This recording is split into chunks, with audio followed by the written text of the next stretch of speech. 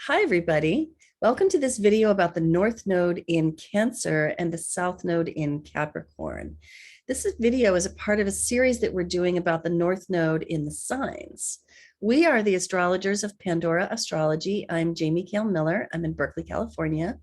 I'm Julia Mijas in Pioneer, California. And today we're talking about what it means when you have the North Node in Cancer and the South Node in Capricorn. And the main idea about this is come in from the cold and allow the warmth to seep in. Now, the nodes speak to your destiny. The South Node speaks to your karmic past. The North Node speaks to your future and the destiny that's calling you. Julia, why don't you say some things about the nodes generally, and I'm going to pull up the screen we have about that. Well, sure. So the South Node, the South Node, wherever sign it's in or wherever it's placed in your chart, shows you generally it's very familiar territory. It's usually something that people can really identify with strongly because it's, you know, some astrologers, the modern ones, see it as a very karmic point, meaning that perhaps over past lifetimes, we have lived our South Node and its symbolic representation into our lives. So it's something we tend to be very, very familiar with, really can identify with. However, the North Node tends to be a little bit different, a little bit more alien to us. It usually, because it's every North Node is the exact opposite of the sign in the South Node, because it's a 180-degree axis. So the North Node tends to depict sort of an area of your life that still feels kind of new, unfamiliar.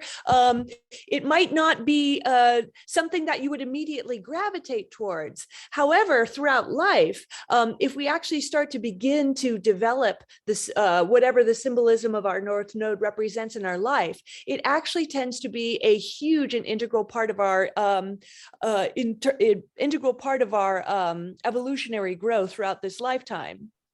Yeah, for sure. And I really like the idea of past lives, at least as a metaphor for understanding the nodes. And a surprising amount of people seem to relate to them, to the idea of past lives. And so thinking of the South Node as the side, the place where you're drawing on past life experiences that feel familiar and comfortable, but maybe even because of how comfortable they feel and the winning formula that they present as a sort of an old habit, it's really important to let go of things to do with your South Node. It's not the right direction to go in. To do more of the things of your South Node causes you to stagnate instead of evolving forward. It constitutes evolving backwards. Your North Node, by contrast, does feel risky, familiar, unfamiliar, and new. But when you boldly strike off in that direction and face the discomfort and really try out the sign of your North Node, you get that feeling of really being on the path headed in the right direction. It feels as if you're engaging with your destiny, and things just tend to go better. So when it comes to the nodes in Cancer and Capricorn, Julia, what are your thoughts on that generally? Yeah. Well, Capricorn, we'll start with Capricorn. Capricorn is the sign of Saturn, the work planet. And Saturn is known as one of the more challenging planets in astrology because Saturn represents limitations and restrictions, which is why it's a work planet. You know, we have to all go to work every day or else life gets pretty limited. But so Saturn and Capricorn have a lot to do with responsibilities, with things which might hold you back a little bit in life.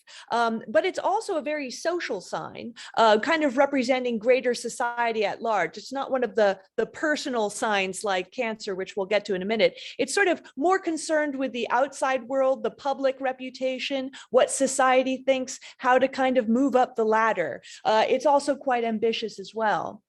Yeah. And should I say any more on that or talk about? Yeah, why don't I jump in on that? Yeah, the South Node in Capricorn can really have like an old ingrained past life habit of making excessive sacrifices of your short-term needs in the service of a long-term goal. And that's because you're coming from past lives in which you spent your whole life building something, building a legacy, working hard at something, achieving, and probably attained a great deal of prominence and respect. And you'd like to have that respect again because it felt pretty good and you know how to do that stuff, right? So it's hard to let those habits go, but they're not going to help you in your actual future. So when it comes to the North Node in Cancer, it's about letting go of the stoicism and the self-denial that's a part of that South Node in Capricorn, and instead, like, taking care of people and letting yourself be taken care of. It's like leaving behind the realm of the father, the provider, the stoic, strong man out in the world, and instead embracing the role of the mother, being nurturing and caring, feeling and intuitive and warm.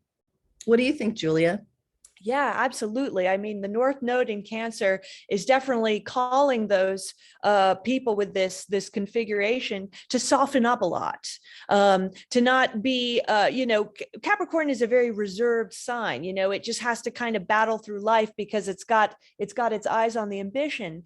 But Cancer is a sign of family. It represents babies. Where nothing is expected and everything is given, versus Capricorn, where everything is expected and nothing is given. Yeah. So it's actually kind of a sweet North Node to have in a lot of ways, because it's asking you to sort of soften your approach to life. Both Cancer and Capricorn are signs that are concerned with security on some level. Capricorn wants worldly security, and Cancer wants emotional, filial security. But turning your attention not just on making a lot of money and having the security of society's approval, but more of an internal world security, more on a domestic level, and taking care of the feelings of others, and also just more of a focus on one's own inner world. Yes, absolutely. And the bonding that can happen in a family context. There are, for most of the nodal axes, I have a metaphor, a sort of a mental picture or a scenario that I think really expresses this nodal axis. And the one that I have for North Noded Cancer is, imagine that you've spent your whole existence scraping a hard living from a cold and frozen land. You've been wandering around in a snowy landscape looking for food and building things and making sacrifices. You're wearing a giant parka and several pairs of pants and socks and gloves. And as you wander this frozen landscape, you encounter a light in the woods, and it leads you to a cabin, which is just glowing with warmth. And you come up to the threshold and you open the door. And as you look across the room at the hearth with a nice blazing fire, you see a large old-fashioned copper bathtub filled with steaming water. And as you close the door and you strip off all of those snowy layers, and they start to, melt on the floor, melt that snow onto the floor, then you're just reduced to your naked self, and you cross the room and climb into that tub. And as you do, your body's first reaction is to toughen, because the water is too hot to even stand at first. So your muscles harden at first, and then they relax and begin to take the warmth in. And that's what it is to have North Node in Cancer, is to allow yourself to strip away all the armor and the protection that you've so carefully crafted, and to instead sink into the warmth that life has to offer you, and let it really seep into your muscles and allow you to relax deeply. So it's about coming to the hearth, experiencing home, letting the building be for family, for bonds, for things that are metaphysical, not physical, and experiencing nurture and care for yourself, for others, letting others care for you. So I want to show a couple of charts that exemplify this nodal axis, as we generally do when we make these videos. The first one you may have seen before. If you saw our general nodes video, which we put out a year or two ago, this is the chart of Oskar Schindler. And I love this. I love this chart as an exemplar of the North Node in Cancer, because Schindler's nodes are not precisely, but super close to my own. I have this nodal axis, which is maybe why I kind of get it. And I remember when I was watching Schindler's List in the movie theater when it came out, which was really affecting and intense. And of course, it's about, just to kind of summarize, it's about, I don't remember whether he was Austrian or German. I think he might have been Austrian, Schindler. And he saved a whole bunch of Jews from the Holocaust because he got them to work in his factory and managed to, evade the Nazis that were trying to purge them, including, in one really affecting scene, a whole bunch of children. And so when I was watching the movie, I thought to myself, my God, look at this man's life story. He starts out as a businessman who is very, hell-bent on building businesses and doesn't appear to care very much about people or have a lot of warmth in his life or connections.